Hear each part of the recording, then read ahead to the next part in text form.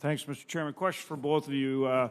What weapon systems does Ukraine need and need the most and need the soonest that they don't have?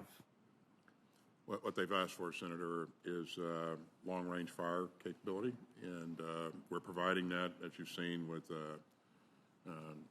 most recently 90 155 systems. And they're capable of using them, or do they need to be trained on them? They're using them now. They're using them as we speak. As you may know, we took a number of troops out and trained them up very quickly on 155s, put them back into action, and they are employing those weapon systems now. They have the ammunition that we're providing them, and other countries are providing them 155 capability as well. They've also asked for armor capability, tanks and armored vehicles, and countries in the region are providing that. And as we witnessed in our meeting that we held in Ramstein a week ago, countries like Canada and Germany are stepping up, providing armored vehicle capability, and so their capability overall is increasing. And again, they put the stuff that we provided them to very good use, in addition to the UAVs that we're also providing. General, same question. Yeah, same thing, Senator. I talk to my counterpart literally every other day, and we work very, very hard to get him what he thinks he needs. Long-range fires, specifically cannon artillery and rocket artillery. They were used to using the old Soviet model 152 artillery. Ammunition became a problem, so we're moving to a NATO standard. So the United States and many of our allies and partners are providing him with multiple battalions worth of 155 cannon and the ammunition to go with it, plus the radars, plus the fire direction center, the entire package for effective use of fires. That's the most important thing right now in the current fight. Secondly is to continue to sustain them on anti-tank weapons, very effective, anti-aircraft weapons, ground-based, either SAMs and or man-pads.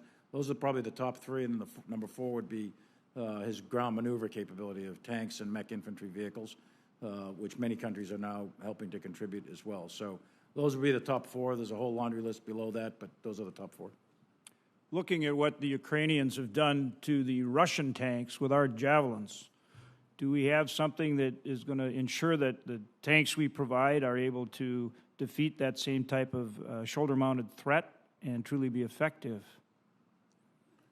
The tanks that have been provided to them, Senator, have been tanks that they are accustomed to using, and that they have the maintenance capabilities to maintain. So we've seen tanks, a number of tanks being provided by countries like Poland and others that are in the neighborhood, and again, Russians don't have something that approaches the Javelin, okay. So that's all right. So then, next question: have we fully utilized the funds that we've already provided, such that you need this, and when do you need this supplemental? And have we really focused on the lethal aid versus getting other things in this $33 billion supplemental? Yeah, we absolutely have focused on the lethal aid, Senator, and we're at the very end of our drawdown capability here. So we're very quickly going to run out of funds. So. Okay. General, did you have anything to add to that? No, I think it's clear to me that the monies that Congress has provided is overwhelmingly in support of lethal aid. There's no question about it. It's almost all lethal aid, actually. I'm switching gears here, more along the lines of Senator Graham. Are you both, this is a question for both of you, are you both fully committed to upgrading, updating, and modernizing our nuclear triad, and is the funding in this budget adequate to do that? $34 billion allocated to that effort in this budget.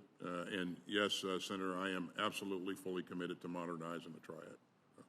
100%. It's the number one priority in this budget, and it'll have to be sustained over time in future budgets. But that has ensured the protection of the United States for many, many years, and we need to reinvest and recapitalize it. It's number one. Thank you. I appreciate that and agree 100%. Final question. Are you familiar with Sky Range for developing the Sky Range system to test hypersonics as a way to actually do it rather than lining up naval ships and trying to do it? And do you support it, including using the Global Hawks for that purpose? I am familiar with it, Senator, and yes, I do support it. And again, the Air Force will continue to work to make sure that the right capabilities are in place to support that effort. Same. Thank you. Appreciate it.